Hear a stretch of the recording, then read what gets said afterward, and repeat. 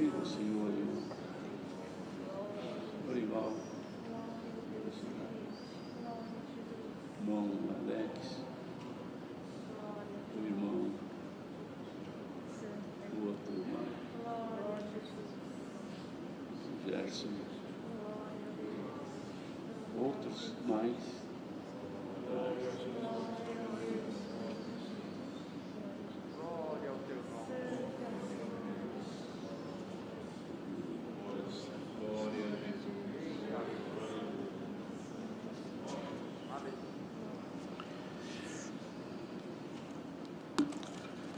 Vamos ler, com a ajuda de Deus e a guia do Espírito Santo, o livro dos Salmos,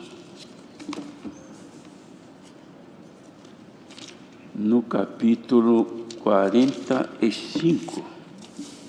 Salmos 45.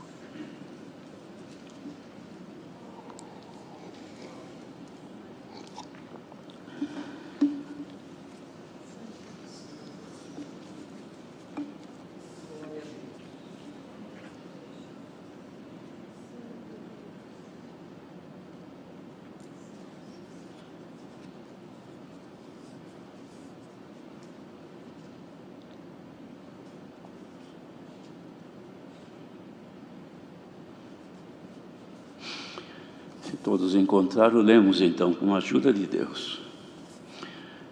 O meu coração ferve com palavras boas, falo do que tenho feito no tocante ao rei. A minha língua é a pena de um destro escritor. Tu és mais formoso do que os filhos dos homens. A graça se derramou em teus lábios, por isso Deus te abençoou para sempre. Cinge a tua espada coxa ao valente, com a tua glória e a tua majestade, e neste teu esplendor cavalga prosperamente pela causa da verdade, da mansidão e da justiça, e a tua destra te ensinará coisas terríveis. As tuas flechas são agudas no coração dos amigos do rei, e por elas os povos caíram debaixo de ti. O teu trono, ó Deus, é eterno e perpétuo. O cetro do teu reino é um cetro de equidade. Tu amas a justiça e aborreces a impiedade. Por isso Deus, o teu Deus, te ungiu com óleo de alegria mais do que a teus companheiros. Todos os teus vestidos cheiram a mirra, a aloés e a cássia, desde os palácios de marfim de onde te alegram. As filhas dos reis estavam entre as tuas ilustres donzelas. À tua direita estava a rainha ornada de finíssimo ouro de Ofir. Ouve, filha, e olha, e inclina teus ouvidos. Esquece-te do teu povo e da casa de teu pai. Então o rei se afeiçoará à tua formosura, pois ele é teu Senhor, adora-o. E a filha de Tiro estará ali com presentes, os ricos do povo suplicarão o teu favor. A filha do rei é toda ilustre no seu palácio, as suas vestes são de ouro tecido. Levá-la-ão ao rei com vestidos bordados, as virgens que a acompanham atrarão a ti. Com alegria e regozijo serão trazidas. Elas entrarão no palácio do rei. Em lugar de teus pais será teus filhos que farás príncipes sobre toda a terra. Farei lembrar do teu nome de geração em geração, pelo que os povos te louvarão eternamente.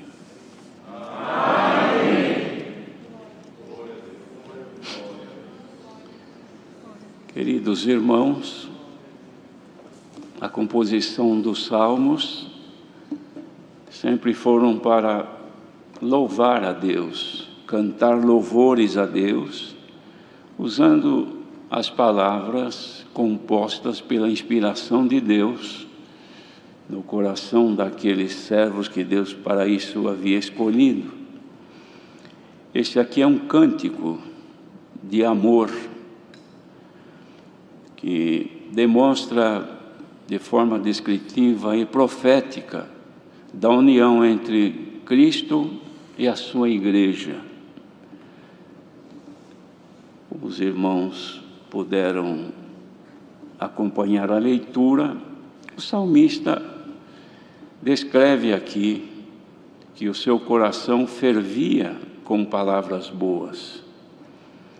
Mas ele dizia então, no que se referia a isso, ele dizia: falo no que tenho feito no tocante ao rei. Aquilo que ele havia se dedicado em fazer em prol do reinado a que ele pertencia, que era para o bem daquele reinado e era também para a sua alegria de fazer parte dali. Ele, então, quando se falava nisso, ele sentia um fervor no coração, quer dizer, um aquecimento que aumentava na medida que ele se dedicava às palavras contidas nos assuntos concernentes ao reino de Deus. Queridos, todos aqueles que o Senhor tem chamado nesta bendita graça, em cujo coração o Espírito de Deus está, e não de forma entristecida, porque ele pode estar alegre ou não, porque está escrito: não entristeçais o Espírito Santo, da graça pelo qual fostes selados para o dia da redenção. Se podemos entristecê-lo, havemos de entender que também podemos alegrá-lo, porque o Senhor Jesus se entristeceu e o Senhor Jesus também se alegrou em espírito. E houve um momento que ele declarou, pela alegria que sentiu, que não era uma alegria por um fato qualquer ou uma banalidade qualquer, mas era pelo sucesso da missão dos seus discípulos, quando vieram e lhe contaram os feitos que haviam conseguido na missão. Então ele levantou os seus olhos aos céus e disse, alegrando-se: graças te dou, Pai, Senhor dos céus e da terra, que escondeste estas coisas aos sábios e entendidos, e as deste aos pequeninos, porque assim te aprouve. De modo, irmãos, que podemos alegrar o Espírito de Deus em nós, quando nós sentimos prazer naquilo que concerne, naquilo que diz respeito àquilo que é de Deus. Um exemplo disto, às vezes quando estamos conversando um irmão com outro, ou alguns irmãos, e o assunto converge-se para as coisas de Deus, para as maravilhas, para as meditações dos conselhos, da palavra, dos pontos que tem na Escritura, e fazemos aquilo com pureza de coração. Os irmãos, vejam que chega um momento que o nosso coração ele se aquece e ferve. E quando isto ocorre, irmãos, nós sentimos alegria dentro de nós, porque isso faz parte do nosso viver na graça, irmãos. O mundo não pode entender isto, porque para que isto ocorra é necessário que o Espírito de Deus habite dentro da pessoa. Caso contrário, a pessoa pode se emocionar, não é emoção. Emoção é uma coisa. Na ira a pessoa também se emociona. Mas aqui, irmãos, que não se trata de uma emoção, mas é de ferver com boas palavras.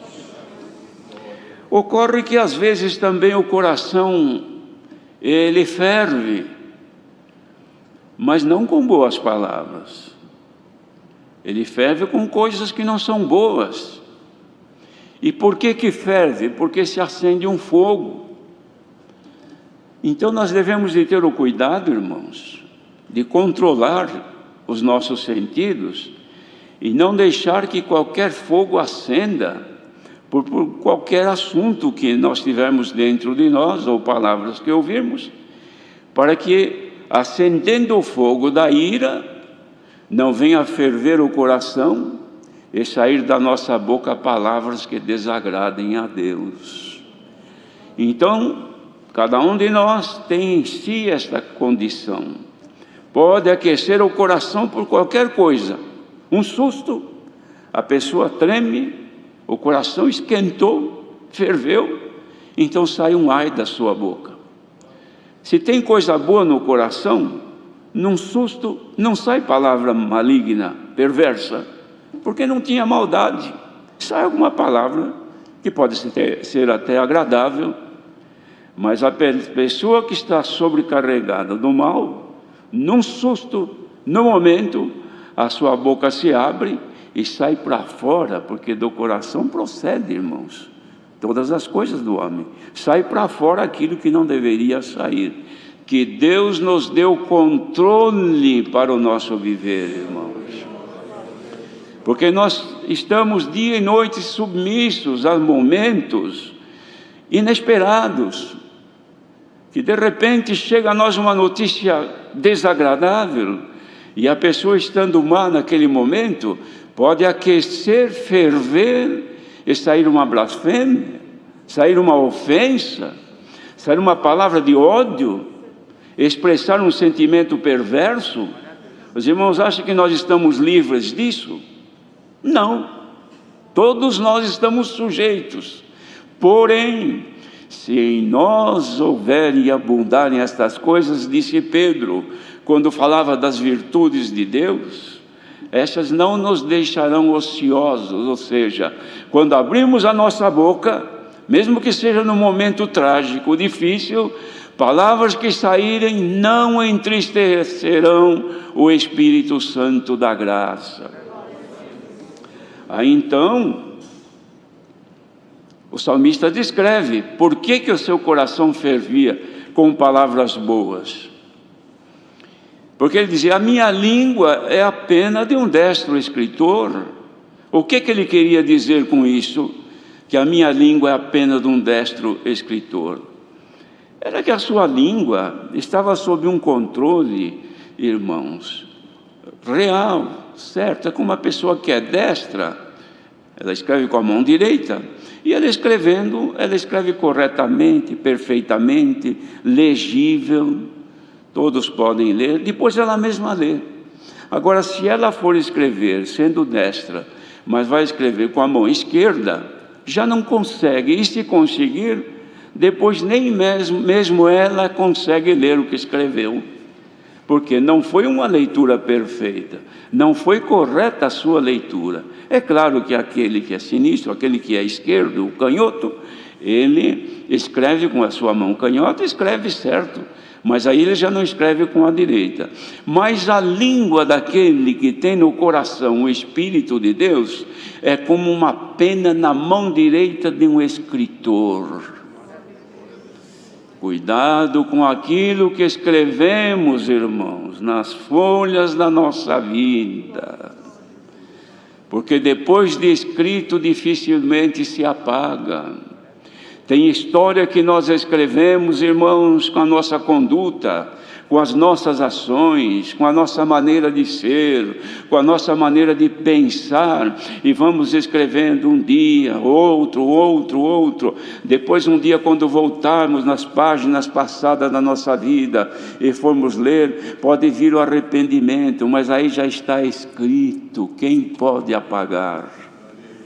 Bem-aventurado quem recebe de Deus orientação e condição de escrever sempre coisas boas. Nesta hora, reunidos diante de Deus, que o Senhor nos dê a graça de termos uma língua pura, como a pena de um destro escritor. Depois que tu falares, depois que tu orares, que tu discursares, que tu disseres, que tu descreveres alguma coisa, qualquer um que repetir, que ler, se ficou gravado, então não importa, porque você sabe, não, o que eu falei foi verdade, foi a justiça, eu não ofendi, não maltratei, então vai dormir em paz.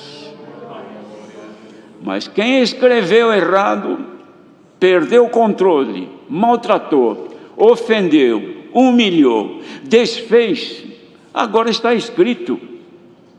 E tem folha que não dá para arrancar da nossa escritura, irmãos. Os irmãos lembram do nosso tempo de criança? A gente ia fazer lição e começava tudo errado.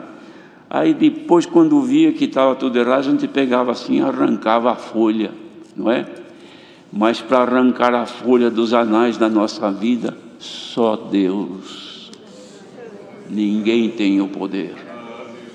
Por exemplo, libertar a nossa consciência agora, daquilo que fizemos, que não foi bem, das ações que tivemos que desagradaram ao Senhor, de mentiras que falamos que é pecado, ou que são pecados, de ofensas, de humilhações que fizemos, e a nossa consciência registrou, porque lá ficou escrito, porque a folha do livro da nossa vida está aqui dentro da nossa consciência, é aqui que nós escrevemos.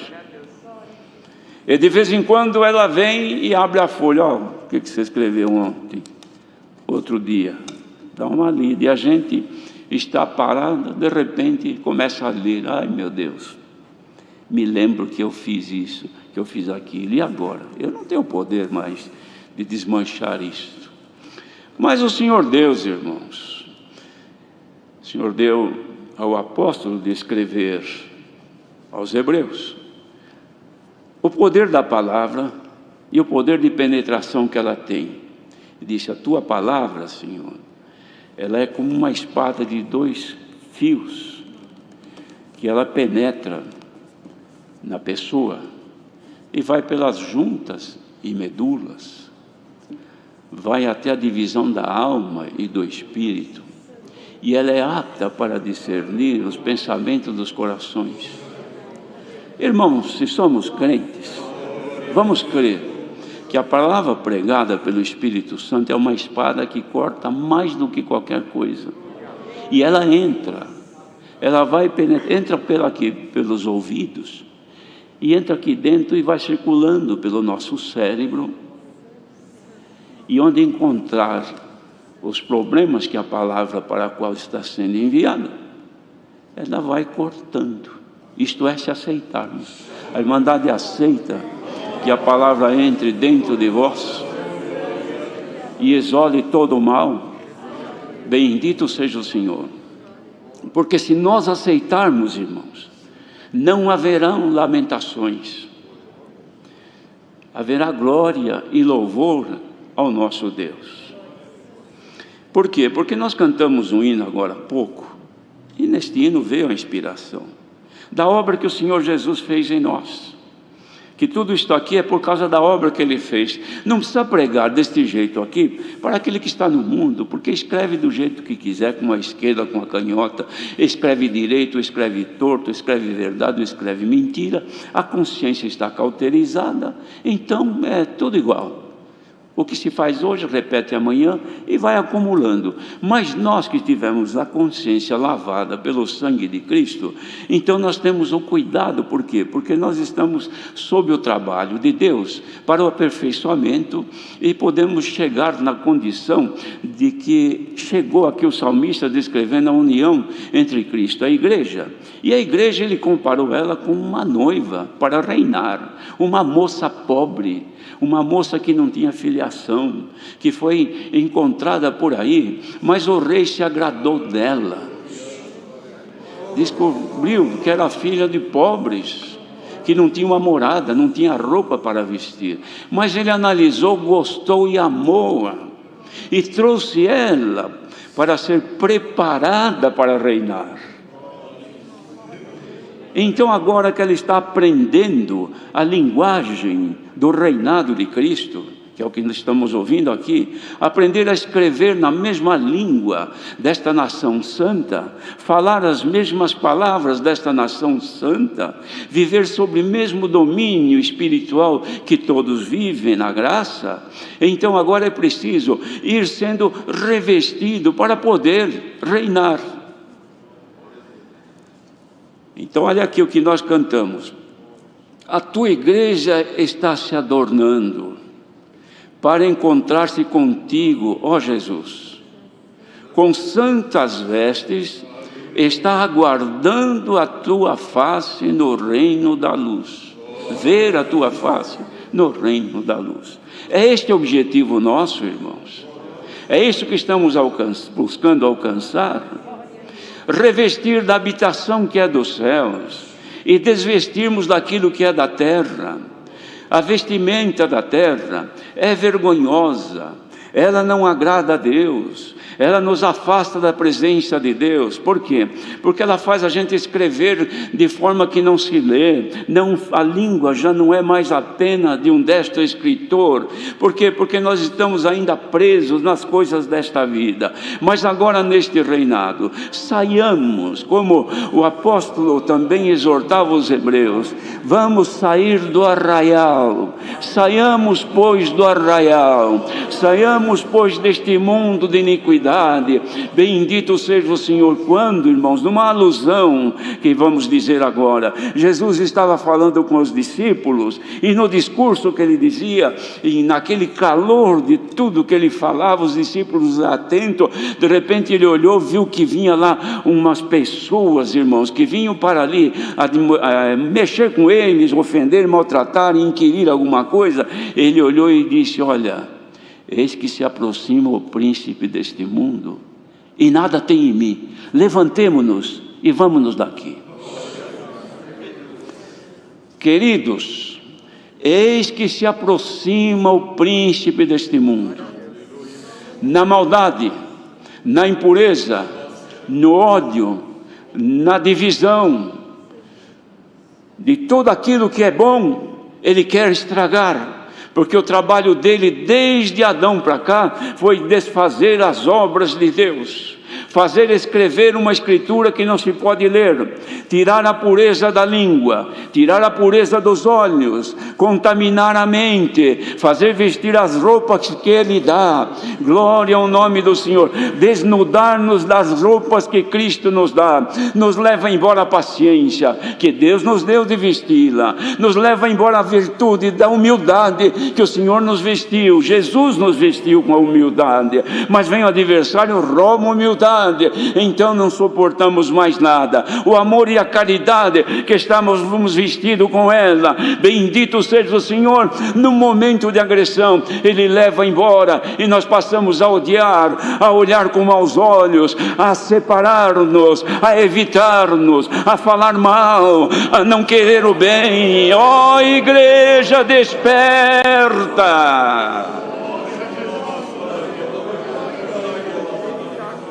O Senhor está querendo vestir e revestir a igreja, irmãos. Olha aqui, ouve, filha, e olha, e inclina teus ouvidos, esquece-te do teu povo e da casa do teu pai. Sabe o que quer dizer isso, irmão? Os irmãos se lembram o que aconteceu quando o servo de Abraão foi buscar Rebeca? Abraão chamou o seu servo: vem cá, vou fazer um concerto contigo, põe a tua mão aqui debaixo da minha coxa e vamos fazer um trato. Você vai lá na minha parentela buscar uma moça, uma virgem, para ser mulher do meu filho. E assim fizeram o trato, e ele foi. E quando ele encontrou, os irmãos já conhecem a história como foi, que falou com ela perante seu irmão e seu pai. E ele disse: olha, ele está querendo levar você para casar-se com o filho de Abraão. Você aceita? Eu aceito. E você irá com ele? Eu irei com ele. Não foi isso que nós dissemos quando o Senhor nos chamou? Quando fomos batizados, não fizemos um concerto? Eu irei te seguir, Senhor. E veio seguindo. Então, o servo de Abraão marcou a hora de sair. Ele saiu, irmãos, com os camelos, ela também com as jovens que a seguiram, para viajar com o destino onde estava Isaque. E o que aconteceu? Quando o servo de Abraão deu água para si, para os seus camelos, ela deu, ele tirou na hora uma joia e colocou nela, já deu a ela um selo. E ela recebeu aquilo e entendeu que algo de bom iria acontecer. E correu para casa. Quando o seu irmão e seus pais viram, já perceberam, ela é prendada, ela vai receber alguma coisa, está sendo chamada para alguma coisa. Irmãos, ele abriu, este servo, o tesouro que ele levava, a adornou, levou o vestido para o encontro. Podem crer que ela vestiu.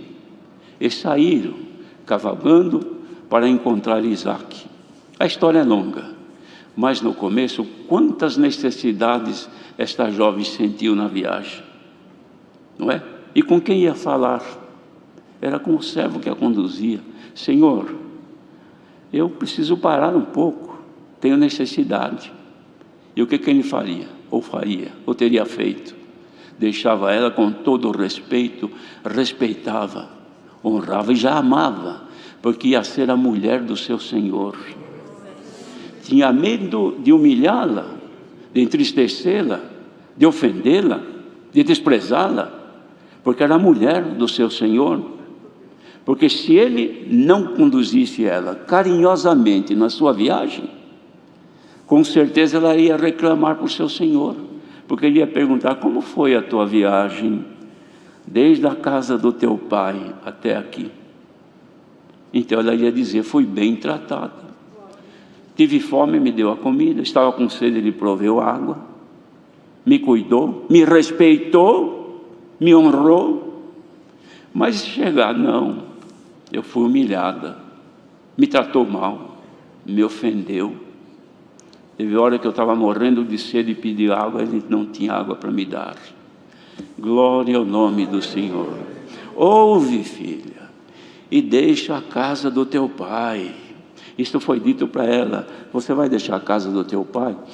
Eu vou seguir, porque vou encontrar com aquele que será o meu marido. Ele vai reinar e eu quero reinar com ele. Há entre nós, queridos irmãos, esta predisposição de deixar este mundo. Como disse Jesus: vós não sois deste mundo, como eu do mundo não sou. Homens de Deus, mulheres de Deus que estão aqui hoje, nosso destino é a glória eterna, mas precisamos ser vestidos e revestidos, e nós cantamos aqui pedindo ao Senhor: tua igreja está se adornando. Estamos nos adornando agora ou não, irmãos? Será que estaria vindo do céu algum adorno, alguma virtude que nós não conhecemos, alguma condição de melhor servir a Deus, um amor maior para o Rei que nos espera? Ele reina e Ele nos aguarda. Santo é o Senhor.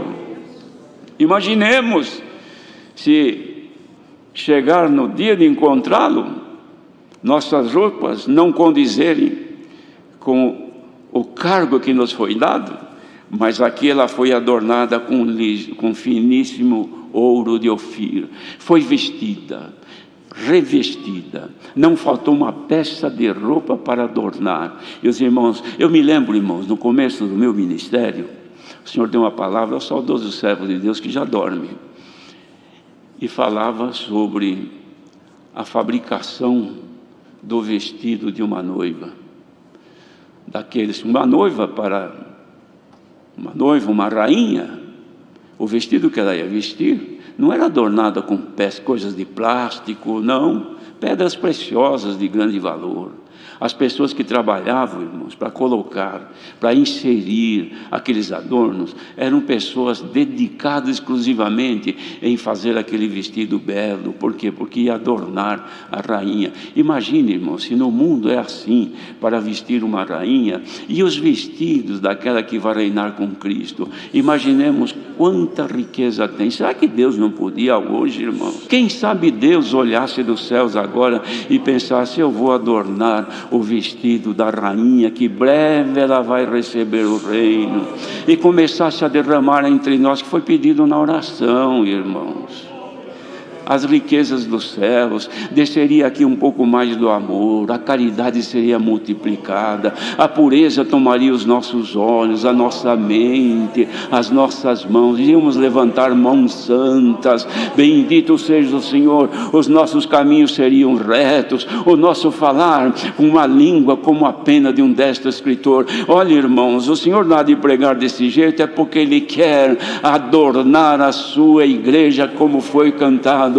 Quem estiver em comunhão agora, liga-te ao Senhor. Quem sabe, desça do céu riquezas, adorne os teus olhos, as tuas mãos, a tua mente, o teu pensamento, o teu ministério, a tua família, a tua casa, com a glória que há nos céus. Irmãos, enquanto o ataque do adversário avança para destruir a vinha do Senhor, o Senhor quer colher as uvas que são deliciosas. Ó igreja, tens aí um louvor para a majestade de Deus, consegues ainda arrancar eu sinto aqui, irmãos, vontade de glorificar a Deus e de amar mais o Senhor, porque percebo que a palavra está fluindo.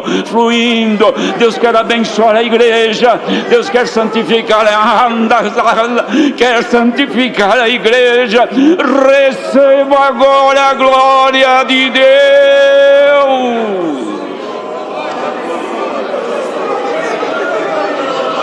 Santo é o Senhor. Saiamos da pobreza,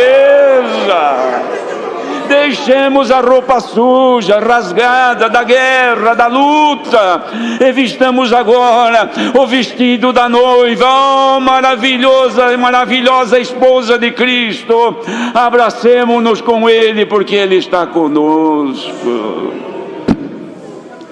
Ah, irmãos, santo é o Senhor. Glória ao nome do nosso Deus, que quer alegrar a igreja com as riquezas dos céus, ainda que seja um pouco, porque Ele disse, o Senhor, muitos chamados e poucos escolhidos. Mas os poucos que estão ouvindo esta palavra, escolhidos do Senhor, sejamos agora enriquecidos com a glória do nosso Deus. Santo é o Senhor. Glória a Jesus. Glória ao nosso eterno Deus, que está amando o seu povo. Irmãos, quando Isaac percebeu que estava chegando a hora do seu moço trazer a noiva, ele estava ansioso para vê-la. Vestido que ele deu, as joias que ele deu, tinha certeza que o seu servo não tinha escondido nenhuma no bolso e não tinha entregue. Ele tinha certeza que o seu servo era de confiança. E bem-aventurado o servo de Deus que é de confiança do Senhor, que não esconde o que o Senhor lhe dá, não é egoísta. O que o Senhor lhe dá, Ele passa para o povo. Santo é o Senhor, porque vai haver cobrança. Então Isaac, olhando, eis que se aproxima, irmãos, os camelos que vêm vindo, e logo decifrou: aquela será minha esposa. Sabe o que ele tinha ido fazer antes? Ele tinha ido lá no campo orar a Deus. O que será que ele foi pedir? Podemos até imaginar: ó Senhor, mandamos o meu servo buscar a minha esposa, ele está demorando, não sei como será, mas guarda ela, não deixe o meu servo ofendê-la nem maltratá-la. Senhor, guarda o meu servo para não errar, porque ele é da minha confiança, e eu quero que quando ele chegar aqui, ele tenha a satisfação de entregar a minha esposa adornada, preparada, e ele receberá o seu galardão. Mas eu quero receber a minha esposa. Então, quando ele saiu, ele viu lá no horizonte que vinha chegando, e ela também viu. Aí ela chamou: faz favor, vem cá, quem é aquele que eu vejo lá no horizonte, aquele homem que vem vindo lá? Ele falou: aquele é o meu Senhor que vem vindo. Então para. Desceu do camelo, pegou na hora o seu véu, e se cobriu de pureza. Dá para colocar agora o véu de pureza na tua vida, irmão. A irmã tem aí o véu da pureza de Deus, que Cristo já te deu, seja colocado sobre nós, porque Ele já nos está vendo, que estamos voltando para Ele. Glória ao nome do Senhor. Deus seja louvado. Agradeçamos a Deus em oração.